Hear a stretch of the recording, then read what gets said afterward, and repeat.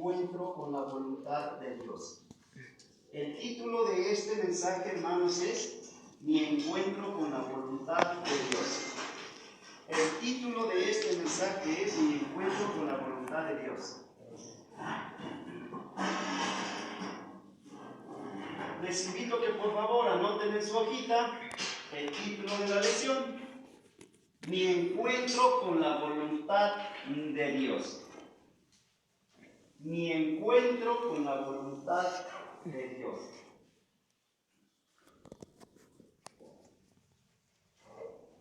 Mi encuentro con la voluntad de Dios. Bien, los varones podemos decir el título: Mi encuentro con la voluntad de Dios. Hermanas, ¿pueden por favor decir el título? Mi encuentro con la voluntad de Dios. Todos juntos, hermanos. Mi encuentro con la voluntad de Dios. Bendito el nombre del Señor. Amén, aleluya. ¿Qué se celebra hoy, hermanos, en la tradición religiosa? ¿Qué celebramos el día de hoy? Como La cena del Señor. Como República, como mundo, como planeta. ¿Qué se celebra hoy? ¿Qué festejamos? La cena del Señor. La cena del Señor. Exacto, hermanos. El Jueves Santo. El Jueves Santo es un día antes de la crucifixión. Y hubo dos cenas en esa ocasión: la del Cordero Pascual y la institución de la Cena del Señor. La Santa Cena es un sacramento sagrado y fue instituido por nuestro Señor Jesucristo. ¿Qué es un sacramento? Sería la pregunta. Es un acto mediante el cual el creyente manifiesta su relación con Dios, o es una expresión pública de su fe cristiana. Eso es un sacramento. Dentro de la Escritura se reconocen dos sacramentos, que es el bautismo y la Santa Cena. Bien, la celebración de la fiesta de la Pascua empezó cuando el pueblo de Israel se encontraba en Egipto. Recordemos que en el capítulo 12 del libro de Éxodo nos dice que con mano poderosa nuestro Señor usó a su instrumento Moisés, y con plagas terribles dejó salir este faraón con corazón endurecido a la nación israelí, que pues era cautiva. De ahí hasta la fecha, el pueblo de Israel, su principal fiesta es la celebración de la Pascua. ¿Y cómo la festejan? Ellos gustan de panes sin levadura. Hacen además unas hierbas amargas y las meten en una salsa que se realiza con vinagre y con semillas secas. Se hace la mezcla. Es ahí donde meten las hierbas amargas a este vinagre, y es ahí donde meten el pan a este vinagre.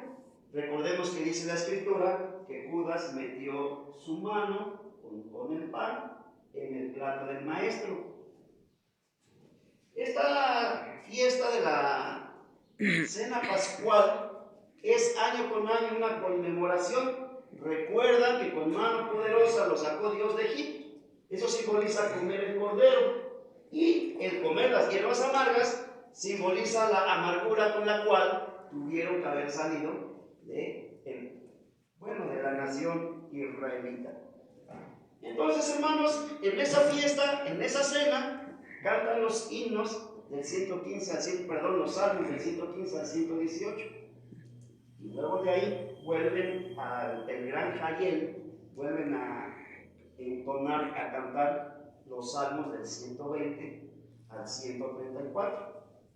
Pues bien, cuando hubo terminado la cena, nuestro Señor Jesucristo tomó una toalla y se la ciñó, e inmediatamente echó agua en un recipiente, en un lebrillo, y comenzó a lavar los pies de sus discípulos. En este día, hermanos, vamos a tocar superficialmente tres aspectos relevantes, que es que les enseñó a sus discípulos una lección de humildad, instituyó la cena por las generaciones, de la cual nosotros participamos hasta el día de hoy, como un recordatorio y un compromiso con nuestro Señor, y también el tema de velar y orar en el monte del Getsemaní. Entonces nuestro Señor Jesucristo empezó a lavar los pies de los discípulos. Vemos en esta escena cómo el apóstol Pedro fue el primero en sorprenderse y se opuso. No, maestro, ¿cómo es posible que me vas a lavar los pies a mí? Ellos, hermanos, dentro de su corazón, los discípulos, estaban un poco decepcionados porque ellos querían ver al Mesías lleno de poder, lleno de gloria, de la cual gozaba el Padre. Ellos en su corazón se sentían un poco defraudados, hermanos, y más aún porque se veía cerca el fin del Maestro y quizás también el fin para ellos. Veían a Jesús, en vez de admirarlo con una ropa real, de lino, de púrpura, como la acostumbraban los reyes de esa época, ¿no? Él se vistió de una ropa humilde, sencilla, cual era característica de un esclavo, porque en ese tiempo, hermanos, en la época de Jesús, pues el pueblo era nómada, muchos de ellos eran nómadas y se tenían que desplazar a donde hubiese pastos, a donde hubiese agua, porque muchos de ellos se dedicaban a la cría de cabras, de ovejas, tenían ganado vacuno. Entonces, ellos vivían en carpas, en tiendas. Cuando recibían algún visitante, cuando algún forastero pasaba por su ruta, ellos inmediatamente, el dueño de la hacienda, el dueño de las propiedades, ordenaba a sus esclavos que aquel visitante, que aquel forastero, que aquella persona que era su familiar, le lavaran los pies. Lo invitaban a pasar a la tienda, porque imaginen caminar largas distancias en la temperatura del desierto de 50 grados y con sandalias, qué dolor, ¿verdad? Qué sufrimiento para los pies de estos viajeros. Entonces, como una atención, como hoy en día tenemos una visita y se le brinda una agua de limón, un refresco, una rebanada de pastel, eso se hacía en esa época. Se les lavaba los pies y era un signo de atención. Pero ¿quién lo hacía? Los esclavos. Por eso aquí la indignación de los apóstoles, su asombro y un poco, ¿verdad? Pues también de decepción de ver que su maestro tomaba la forma de siervo y les lavaba los pies inclinándose hasta el suelo, que era a lo mejor, que era un símbolo de humillación. El postrarse a tierra es un símbolo de humillación ante nuestro Dios, ante una gran necesidad. Hay ejemplos en la Escritura donde naciones, pueblos enteros han clamado al Señor en esa posición. Pues bien, avanzada la noche, hermanos, antes de servirse la cena, Jesús enseñó esta lección, que la verdadera grandeza de un ser humano se mide por nuestra capacidad de servir a los demás. Ser grande no es disfrutar del placer arrogante de ser servido. Al ejemplo de Jesús, dice él que grande es el que tiene la disposición de servir a los demás. ¿Y a quién vamos a servir? A quien más nos necesita, y de una manera desinteresada, de una manera generosa, como dice, de ahí, una vez que nuestro Señor Jesús les dio esta lección de humildad, de lavarle los pies, porque ellos, hermanos, estaban discutiendo qué lugar iban a ocupar allá en el reino, en la gloria, quién iba a ser más grande en cuanto a los rangos, quién lo iba a ocupar. En eso estaban pensando en la víspera de la crucifixión de nuestro Señor Jesucristo. Él les da esta lección de humildad. Terminada la cena, ellos salen del aposento alto, anotan la cita, hermano, y luego la estudian. Está en Marcos 14, versículo 15. Al salir del aposento aposento alto, hermanos, donde ellos tomaron la Santa Cena, Jesús y sus discípulos empezaban a vivir el inicio del fin. Como muchas noches, nuestro Señor Jesucristo se había sentado con sus discípulos, hermanos, en el monte de Getsemaní, que era un olivar que estaba cercano, donde después de pasar por la capital, después de todo un día de ajetreo, de ir, de venir, de predicar es cansado, hermanos. Hay un estudio que dice que una predicación es el sinónimo de 8 horas de trabajo en una jornada laboral. Entonces nuestro Señor Jesucristo, dice la Escritura, que Él ya se iba a descansar y venían personas y los atendía, siempre tenía su corazón movido a misericordia, porque vivía en comunión con el Padre, con su Padre, con nuestro Padre. Y dice que ya entrada la noche, entonces ahora sí, como que para que ya no llegara más gente, Él se iba al monte Getsemaní, porque ahí tenía privacidad.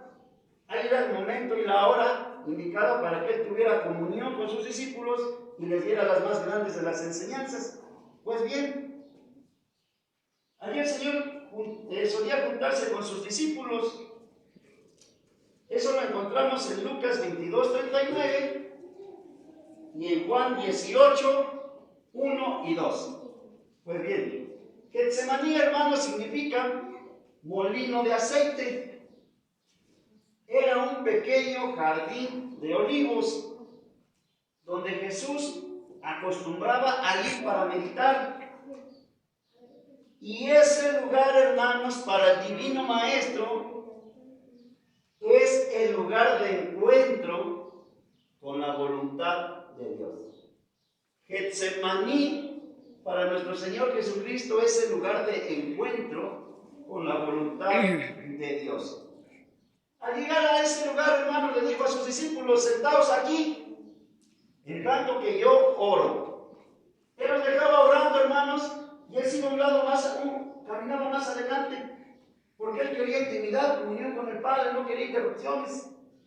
Este monte, hermano, es un tipo, un símbolo, una figura de altura, de estar más cerca del Creador, porque nuestro Señor dice en el libro de Isaías que habita en el tercer cielo, el cielo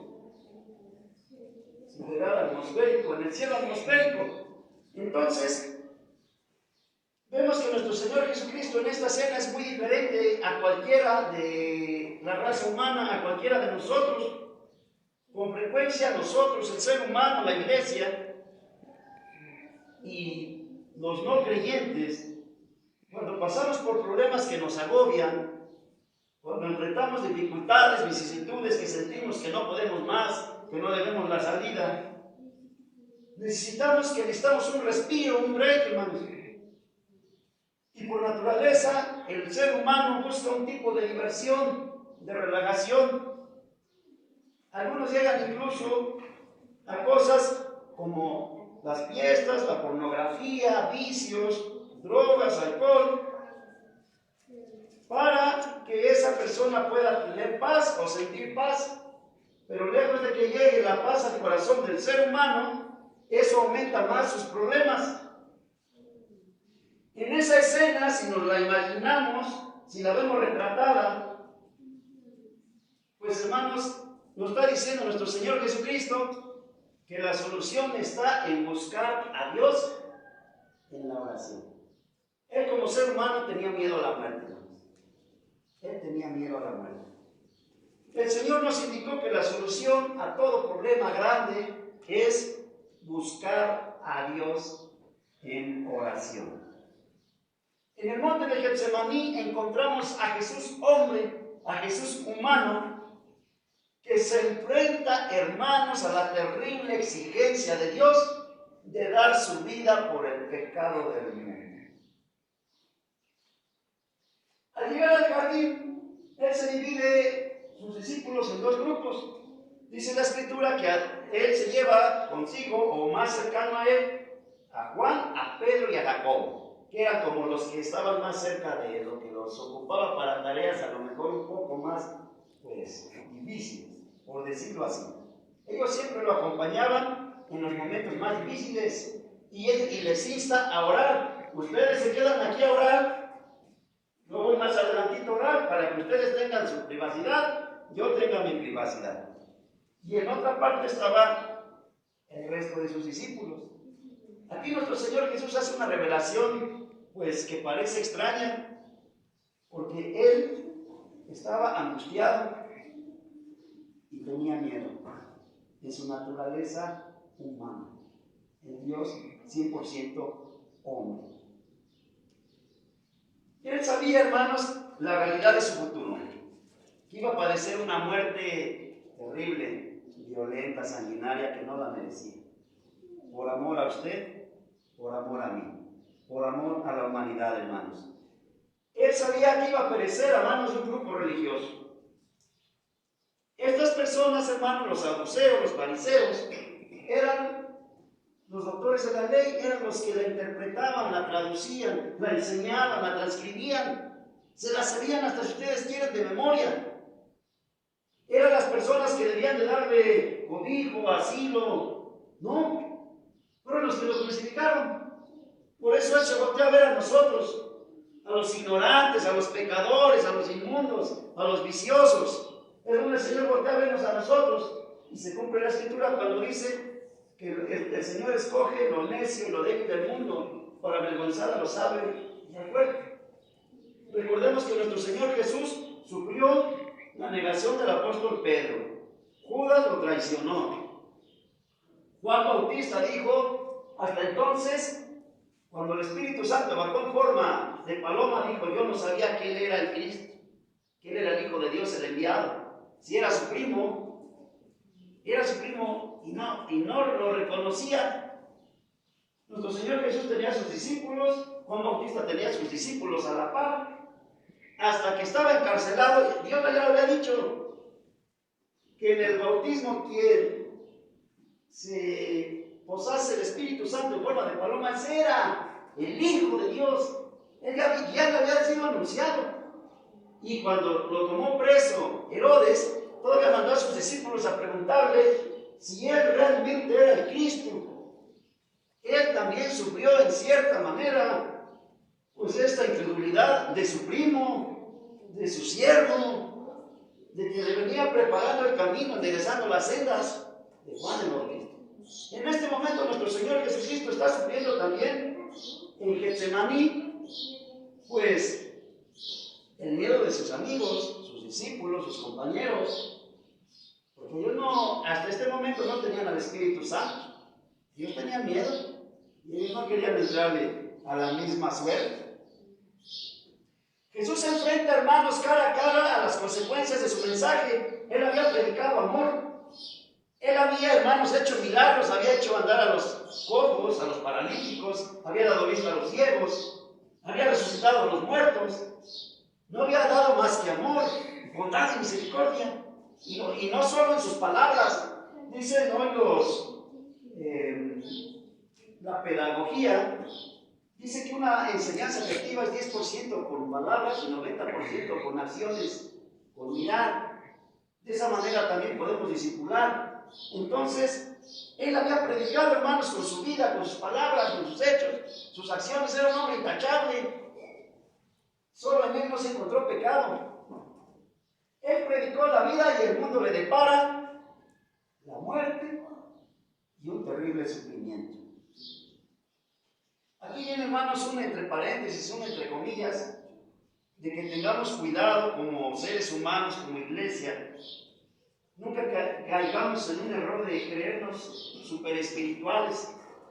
A lo mejor cuando veamos que alguien sufre, que alguien llora, que está angustiado, tiene necesidad, que está enfermo, lleguemos a decir, pues es porque no ora. No, nuestro Señor Jesucristo velaba en la madrugada, oraba en la madrugada, oraba a altas horas de la noche y todos los días, dice la Escritura, y estaba pasando este terrible sufrimiento. Vivía en comunión con el Padre, vivía de la mano del Padre. Y estaba atravesando el peor momento de su vida, hermanos. Jesús sufre porque es verdadero hombre, como nosotros, y sufría en esa nuestra condición humana. El Señor se enfrenta, hermanos, a una muerte cruel e injusta. le obliga a dejar el amor y la compañía de sus amigos, sus discípulos. Y Jesús sufre también, hermanos, ¿por qué? Porque es siervo de Dios, hecho obediente hasta la muerte y muerte de cruz. Amén. El ministerio, hermanos, que Dios nos da no es uno que nos lleva a evitar el sufrimiento, no, por el contrario. A título personal, yo creo que va de la mano del sufrimiento, casi siempre, día por día. Dice que nos lleva a través del valle de la sombra de la muerte, como dice el Salmo 23:4. Aunque ande en valle de sombra de muerte, no temeré mal alguno. Recordemos cuando la barca se hundía, el Señor no dijo que los iba a sacar, ni los sacó del problema. Les dijo: tened fe en mí, confiad, yo soy, venid. Y el apóstol Pedro, con esa fe, miró al maestro y empezó a caminar sobre el agua, declara la Escritura, hermano. El problema fue cuando dudó y dijo: yo, flotando, y volteó para acá, volteó para allá, dejó de mirar al maestro, se empezó a hundir y se hundió. El Señor Jesús le dijo: hombre de poca fe, ¿por qué dudaste? Aquí vemos, hermanos, que nuestro Señor, el ministerio, el ser siervo, es sinónimo de sufrimiento, pero con la gran diferencia que el Señor está ahí para asirnos de nuestra mano, para darnos el valor, para llevarnos a la luz, para mostrarnos el camino, hermanos. Bendito sea el nombre de nuestro Dios. En Getsemaní encontramos a Jesús siervo que está dispuesto a obedecer al Padre hasta la muerte. En Getsemaní es un lugar, hermanos, de llamado, de vocación y de comisión o de servicio. Este monte fue el lugar escogido por Dios para asignar a Jesús y a sus discípulos una comisión específica. Ahí les asignó una gran comisión. Getsemaní también es un lugar llamado a velar en oración. Hermanos, velar o velar en nuestro castellano viene del griego y significa vigilar, estar alerta, estar despierto, estar listo y ser cauteloso. Del hebreo, velar significa pasar la noche despierto haciendo guardias. Y velar, hermanos, en el terreno de una guerra entre dos naciones y en la guerra espiritual que nosotros libramos día con día, significa que debemos renunciar al sueño de la noche para evitar ser sorprendido por el enemigo. El enemigo de nuestras almas es Satanás, que anda como león rugiente. No es enemigo de Dios, es enemigo del hombre. Entonces, vemos cuando un guardia, hermanos, cuando un guardia de seguridad lo contratan para velar en un almacén, pues velar quiere decir que va a estar despierto en la noche y va a hacer sus rondines y va a llevar su lámpara y va a montar su bitácora. Pero aquí la Escritura dice velar, pero no solamente estar despierto, sino orar. ¿Para qué vamos a estar despiertos? Para orar. ¿Para qué? Para no entrar en tentación. Pues, ya que solo, hermanos, cuando estamos despiertos, cuando estamos en esa comunión de oración, el Espíritu Santo nos fortalece y podemos percibir la presencia del Maestro. Podemos escuchar la presencia del Maestro. Podemos sentir la presencia del Maestro a través de la oración, porque el Espíritu Santo es quien nos fortalece. Amén. Así que, hermanos, pues es sinónimo de vigilar y estar atento a la voluntad que Dios nos revela. De modo que dice el Maestro que es un mandato en seguir todo el tiempo, en todo lugar, la voluntad de Dios de una forma inquebrantable. Eso es estar despierto. Cuando Jesús, hermanos, se apartó, ya algunas ocasiones antes les había dicho que velara y orara, porque iba a venir el tiempo malo. El tiempo ya había llegado, Ellos no lo podían discernir, no lo podían mirar, hermanos. ¿Por qué? No podían ver con urgencia el acontecimiento que venía. Nosotros también recibimos esa exhortación a velar, hermanos, porque parece que esa somnolencia que tenían los discípulos en esa época ha llegado a la iglesia del hoy, en el aquí y en el ahora, hermanos. Y esas somnolencias le abren la puerta del corazón, de la espiritualidad, del cristiano, del creyente, al poder del maligno en sus vidas. Si por un lado Getsemaní, hermanos, es un lugar de llamado y de comisión, por otro lado también representa un lugar de flaqueza, un lugar de sueño, de dejadez y de ceguera, ante la llegada de los acontecimientos que ya los tenían ahí, hermanos. Hoy en día, hermanos, se está cumpliendo la escritura donde dice que en los últimos días el Señor nos iba a revelar esas parábolas. Ya no iba a hablar por sueños, nos iba a revelar. ¿Por qué? Porque iba a ser, cuando Él iba a ascender, el Espíritu Santo iba a venir y nos iba a guiar a toda la verdad. Si no todos somos llamados a ser maestros, donde el Señor les revela, nos revela, pero sí tener ese corazón dispuesto para recibir esa revelación. La debilidad de los discípulos, hermanos, consistió en dos cosas. Ellos no tenían la sabiduría de Dios. Un ejemplo, cuando tenemos un gran apuro económico, si volteamos a ver el ejemplo de Salomón, el rey Salomón, cuando nuestro Señor Jesús, cuando nuestro Dios lo tuvo enfrente y le dijo, pídeme lo que quieras. Él no pidió riquezas, Él pidió sabiduría. Amén. Si el Señor nos da sabiduría para administrar nuestro tiempo, nuestra economía, en el trabajo, en la obra de Dios, el ministerio, yo creo que esa sería una oración clave, modelo, la primera, la principal. Señor, dame sabiduría.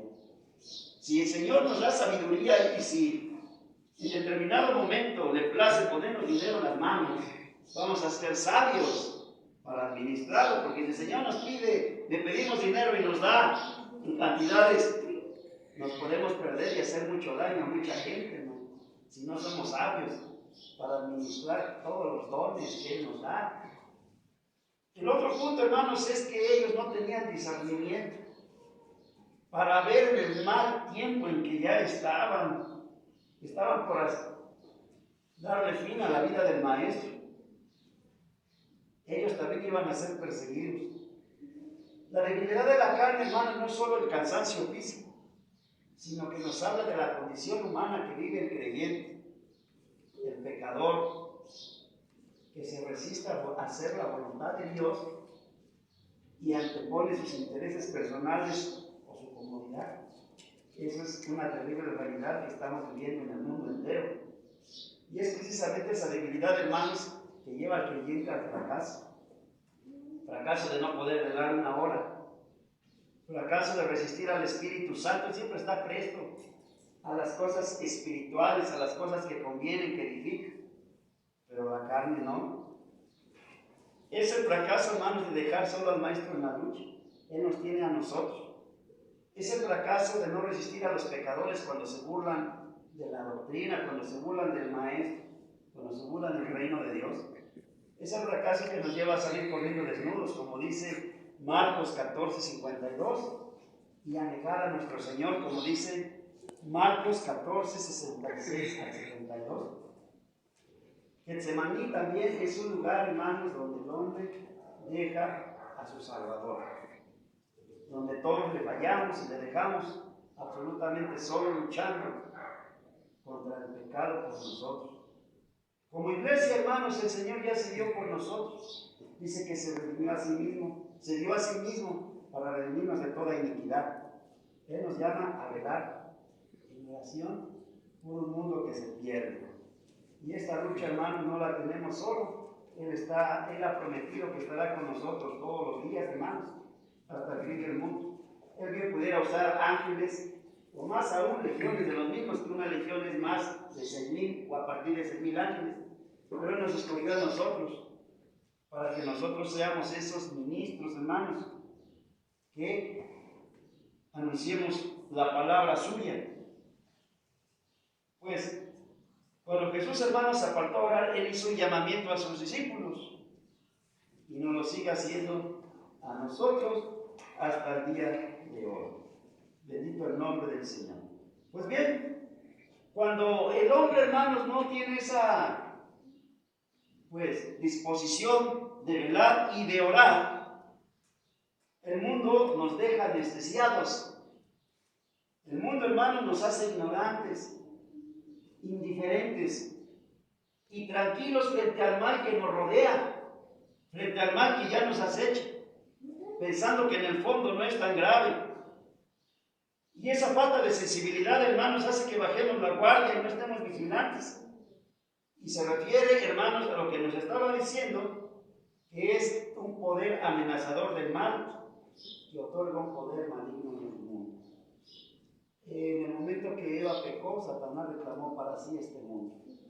El mundo, hermanos, es un mundo tangente que vemos, pues la atmósfera, con su estratosfera, el sol, el planeta redondo en el cual habitamos.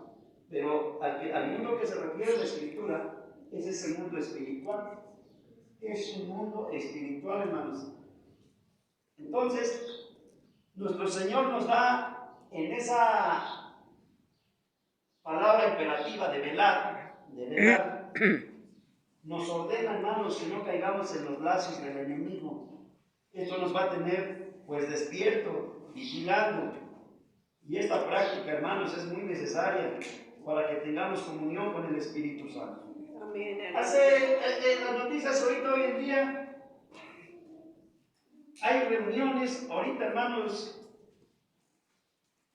de los líderes del mundo, donde ya están imponiendo como ley en todas las naciones, en que se reconozca que si una persona dice que es de otro sexo, se le debe reconocer y se le debe de casar. Una que gruesa que si un gran hombre fortachón dice, pues yo me siento que soy una mujer, y va y compite los puños con una mujer, es un salvajismo y lo están permitiendo.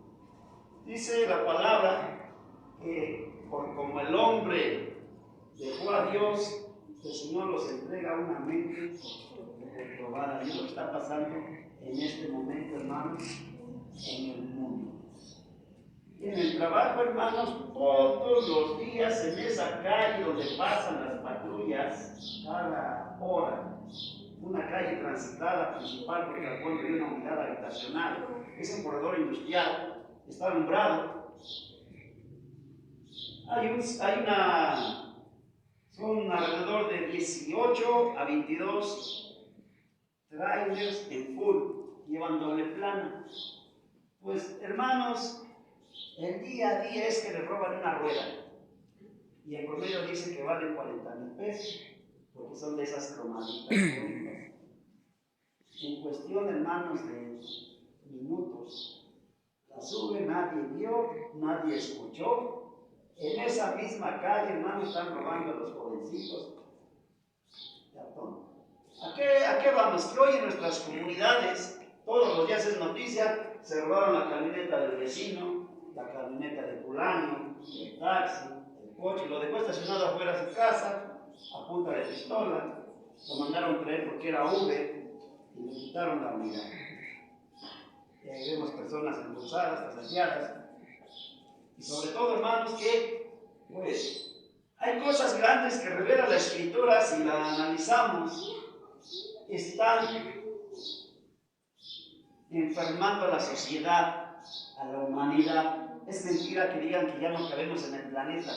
Si los 8 millones que la estadística dice que somos, por cada metro cuadrado pusieran un ser humano, en el estado de Colima cabría. Es una mentira que nos han hecho creer que ya no cabemos en el planeta. No, sí cabemos todavía. Pero, hermanos, nos están rociando con químicos, todo lo que consumimos ya trae químicos, las medicinas ya son químicos que nos están enfermando y destruyendo. Dice en este contexto, si no tenemos ese discernimiento, hermanos, pues no lo podemos ver, no lo podemos mirar. Las noticias en la televisión inmediatamente detectamos cuando esa persona, el Espíritu Santo nos dice, y aún así si la vemos real, si esa persona es satánica, si esa persona es hechicera, si esa persona no es lo que dice ser. El Espíritu Santo, en el momento de ver la pasión en los ojos, en la cara, el Espíritu Santo nos dice que no es lo que dice ser.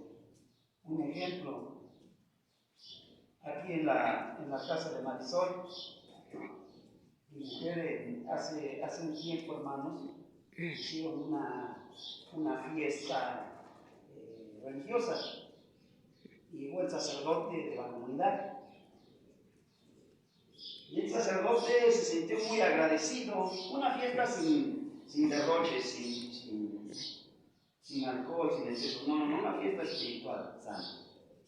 Y lo llegó y estaba muy contento, muy satisfecho.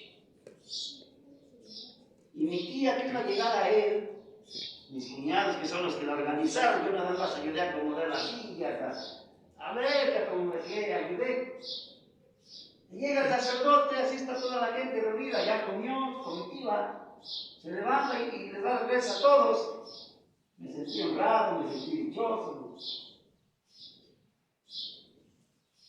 Pero así, miren, la paso de Dios.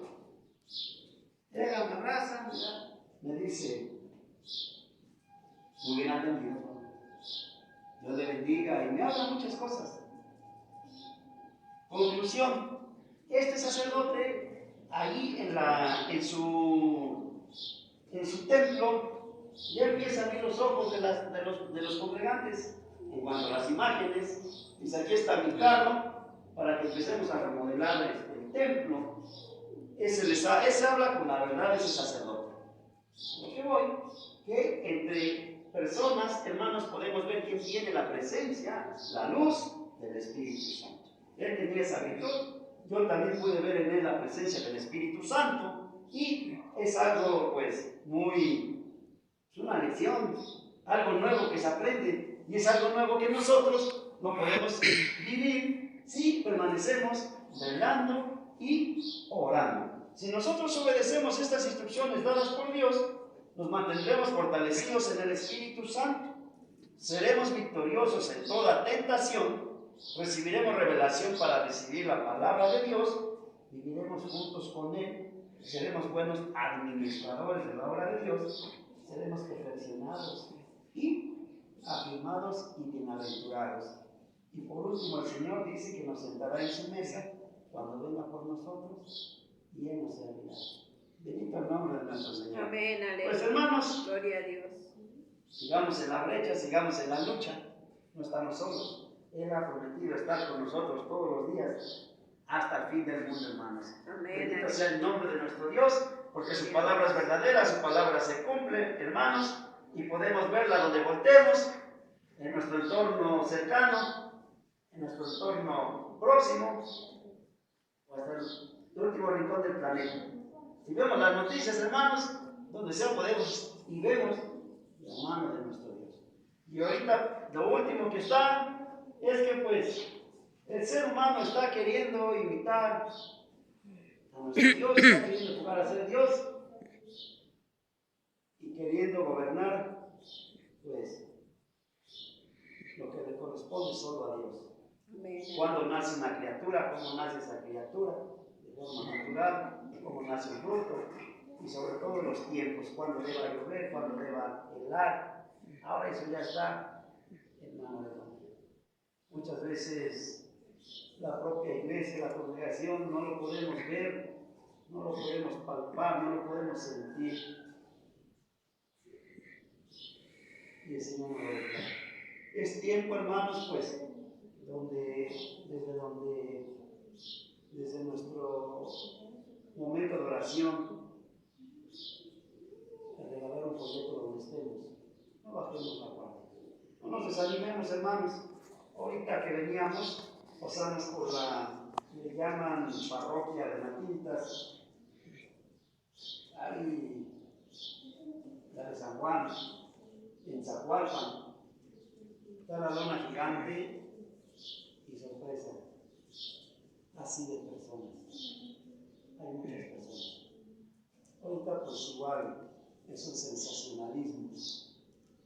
Nosotros pues sigamos, hermanos, clamando al Señor misericordia, que podamos estar velando y orando, velando y orando, velando y orando, que es pues el realce que le quise dar en este momento a este tema de el Jueves Santo. ¿Cómo dijimos que es el título, hermanos? Mi encuentro con la voluntad de Dios. Mi encuentro con la voluntad de Dios. Nuestro Señor Jesucristo, su encuentro con la voluntad de Dios fue en el monte Getsemaní. Y dijimos que Getsemaní era una presa de olivas. ¿Por qué, hermanos? Es donde se extrae el aceite. El aceite es un tipo del Espíritu Santo. Recordemos cuando las 10 vírgenes, las sensatas, llenaban su lámpara de aceite. El aceite es el combustible. Cuando nuestro Señor Jesús contó esta historia, en aquel tiempo era época de guerra. Entonces salían los muchachos, los esposos a la guerra. Ellas debían estar llenando constantemente, debía estar llena la lámpara. No había postes, no había alumbrado público. Cuando oían el trotar de los caballos, cuando oían el tumulto, pues ni pura oscuridad, ellas salían con su lámpara corriendo hasta donde dieran sus fuerzas a recibir a su amado. Ese es el sinónimo de Getsemaní, prensa de olivas, llenura del Espíritu Santo. Si nos mantenemos orando, seremos llenos del Espíritu Santo y pues estaremos con nuestro oído, con nuestro ser atentos a nuestro Señor. Los discípulos, a pesar que convivieron físicamente con el Divino Maestro, todavía no estaban listos ni preparados, porque no velaban ni oraban. Ellos dicen que cuando regresaban, los encontraba durmiendo. ¿Hasta cuándo fue que el apóstol Pedro predicó con gran poder? El apóstol Pablo, ¿cuándo recibieron esa llenura y ese poder del Espíritu Santo? Bendito sea el nombre de nuestro Dios. Pues así, hermanos, les invito a que nos pongamos de pie.